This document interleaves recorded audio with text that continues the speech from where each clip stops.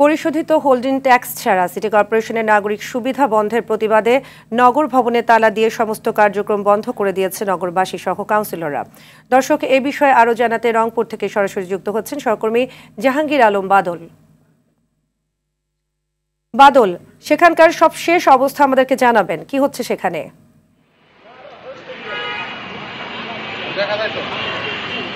আমি এখন রয়েছি ঠিক রংপুর সিটি কর্পোরেশনের ভিতরে। আমরা দেখেছি যে কিছুক্ষণ আগে রংপুর সিটি কর্পোরেশনের পরিশোধিত হোল্ডিং ট্যাক্স এটি প্রত্যাহার না হলে নগরবাসী তারা কিন্তু সিটি কর্পোরেশন কার্যক্রম বন্ধ করে দিয়েছে এবং তারা বলছে যে গতকালকে থেকে আসলে যে নিয়ম করা হয়েছে, যে নতুন নিয়মে যে সিটি কর্পোরেশনে যারা বসবাস করছেন, যারা রয়েছেন, তারা সিটি কর্পোরেশনের হোল্ডিং ট্যাক্স পরিশোধ না করলে শিশুদের টিকাদান, জন্ম নিবন্ধন এমনকি ট্রেড লাইসেন্স করতে পারবেন না। এই ক্ষেত্রে একটা বড় প্রতিবন্ধকতা সৃষ্টি হচ্ছে এবং অনেক আসলে সেবা বঞ্চিত হচ্ছে নগরবাসী। আপনাকে জানিয়ে রাখি, রংপুর নগরীর 33টি ওয়ার্ডের মধ্যে 15টি ওয়ার্ড শুধুমাত্র হোল্ডিং ট্যাক্সের আওতায় এসেছেন। বাকি 18টা কিন্তু এখনো বর্ধিত এলাকা, সেটি কিন্তু সিটি কর্পোরেশনের যে হোল্ডিং ট্যাক্সের আওতার বাইরে রয়েছেন।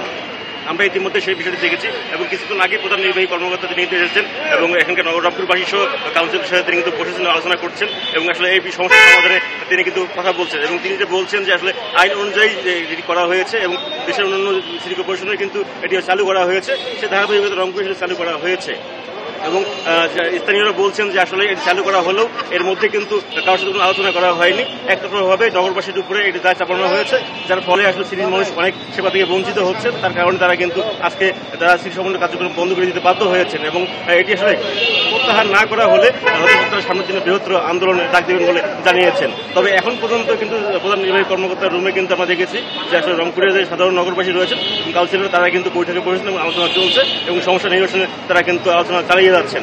আপাতত এই ছিল আমার কাছে এখানকার সর্বশেষ খবর। ধন্যবাদ বাদল।